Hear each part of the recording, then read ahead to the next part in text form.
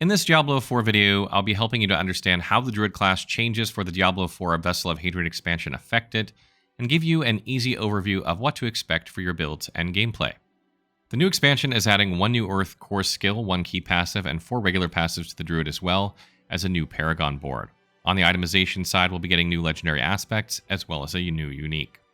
Before we get into the specifics of Druid though, let me tell you about some huge changes coming to the game itself. I'll try to keep this as brief as possible, and we'll have a full detailed coverage of these changes in a future video. For now, let me tell you about the most important ones.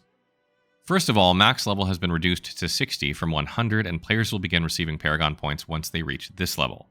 These points can be used by any level 60 character on your account. This not only means that you can gain Paragon points for your Druid while playing on your Sorcerer, for example, it also means that you'll have an additional 10 skill points to allocate into your build from levels 51 to 60, for a total of 69 skill points in patch 2.0, up from 59 before. Additionally, stats like armor, health, and damage have been drastically reduced in order to simplify the game and make mathing easier for players. This doesn't result in a nerfing of your character, it's more of a back-end change that's reflected in new numbers in your UI.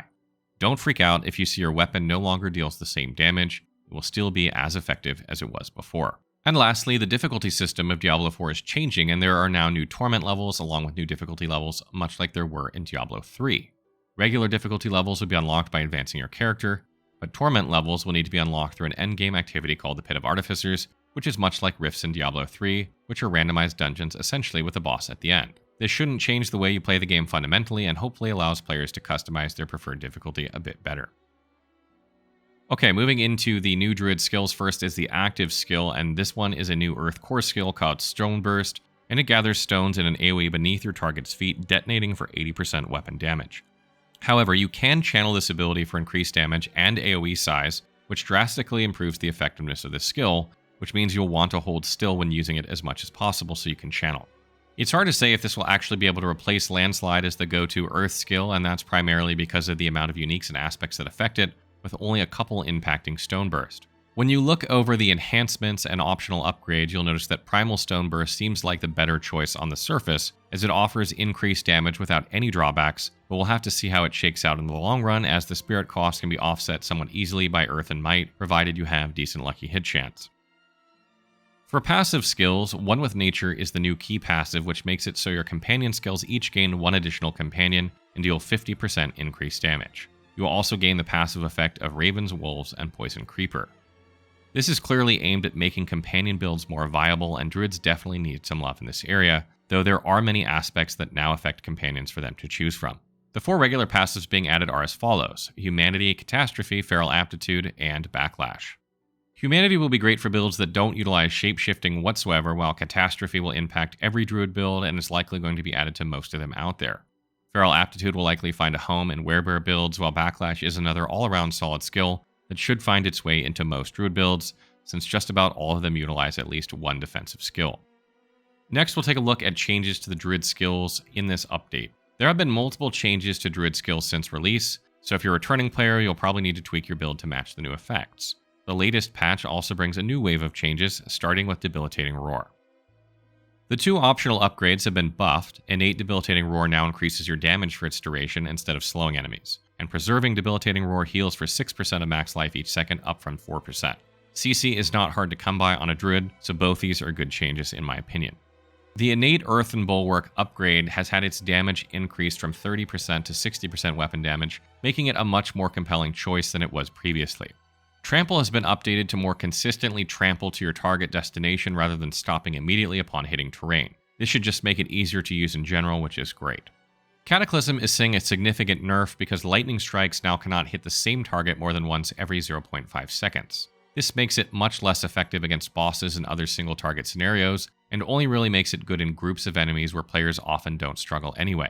However, it has had its damage increased from 95% to 115% weapon damage per strike, which helps to offset this a tiny bit. The Ursine Strength key passive has had its damage reduced from 30% to 15% while healthy, but health has been increased to 30% and overpower damage has been increased to 45%. This will make players using it more tanky but have less overall damage.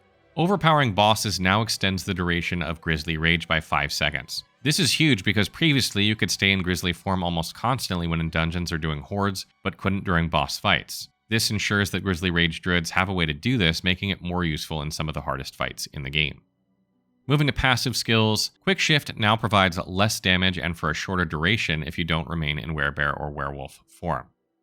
Heightened Senses got a huge buff, making this passive viable for Werebears and Werewolves that don't utilize both forms, but is still better if you at least use one skill from each skill line. Bestial Rampage was nerfed through lower damage and attack speed, however the changes make it easier to manage these buffs in general, which is a fair trade-off, I think. Next, we'll take a look at changes to the Paragon Boards and Glyphs. In 2.0, players will now be able to equip 5 Paragon Boards at a time, including your base board, so you cannot just ninja through a board from one node and out really quickly, and instead, players will need to utilize their boards wisely because they only have 5. However, each class has also gained a new board for a total of 9 boards, up from 8, and some rare nodes have changed. And on top of that, players can now earn a total of 300 Paragon points, up from 225, which should allow for a serious power increase across all builds. Glyphs have also seen a significant change. They now no longer improve via experience, but instead level up by completing levels of the Pit of Artificers and trying to improve them at the end, again, much like Diablo 3. The higher level of Pit you complete, the higher chance you have to improve your Glyph. Glyphs also now go up to level 100, further expanding their power, and the higher level they are, the more difficult it becomes to improve them without going to higher and higher tiers in the Pit of Artificers. The new Druid Paragon board is called Untamed, and its unique node makes it so casting a companion skill grants 4 ranks to all companion skills for 5 seconds. Between this and the new One with Nature key passive, you can see that Blizzard is trying to get druids to make more companion-focused builds. The rare nodes are as follows and will help with companion damage and general damage. The Apex node is the obvious choice if you're taking this board, since damage reduction from elites is good, but the focus is on companion damage.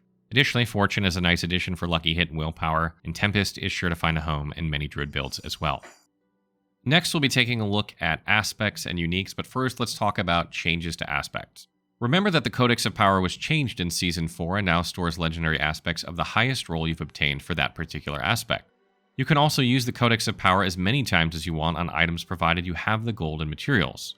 If you've not played Diablo 4 in a while, you should probably head over to your storage, pull items you've been saving for a rainy day, and salvage many of them as soon as possible at the blacksmith in order to unlock higher rolls at the Codex of Power and free up valuable inventory space. Druids have no legendary aspects changed with this update, which is the only class that didn't have any rebalancing done here or rewording. They did, however, get 4 new offensive aspects and 1 utility aspects, which I believe is the most out of any of the classes. First is Aspect of the Agile Wolf, and this is a great addition to any werewolf build using Shred and should become a staple for many werewolf builds in general. Aspect of the Rabid Bear is basically a huge buff to builds that use the Grizzly Rage ultimate, which is many, allowing players to add poison damage with Werebear somewhat easily. I can see many players finding a home for this one in their druid builds. Stormcrow's Aspect is another one that might make people use the druid companions, and it might find a home in lightning druid builds if it can add enough damage, but we'll have to see for sure. Aspect of Shattered Defenses is one of 2 legendary aspects that apply to the new Stone Burst skill, and this is a strange one since you need to channel Stone Burst to increase its effectiveness, so stopping to cast another skill seems less than ideal. However, Aspect of Anticline Burst will definitely find a home in any druid builds running Stone Burst as their core skill, since it's just more damage and the extra max size part is great if you can trigger Earth and Might regularly and keep your resources up. The unique item is called Stone of Vehemon, and this unique is pretty much a must for any serious Stone Burst builds, not only for the double cast off Stone Burst, but also the damage reduction and damage increase. If you plan to use Stone Burst, plan to farm this unique. So what does this all mean for the Druid? The changes to Druid are mostly all positive, and you can see that Blizzard is focusing on shoring up areas where the Druid is weak, companions. And it'll be interesting to see what companion-focused builds people use, as well as new builds revolving around Stone Burst. Of the 2, the companion build seems far more interesting because Stone Burst should play more or less like Landslide. With the passive changes and legendary aspect additions, I can see more variety in builds for the Druid in its future, and hopefully this means there are less meta builds, or at the very least, there is a wider selection of them. Will we see a Grizzly Rage Poison build? This would be interesting, no doubt. So this rounds out our introduction to the 2.0 Druid in Diablo 4. We're very excited to try all these changes and make new builds, and even some old ones, try them out again that were nerfed that might be viable again.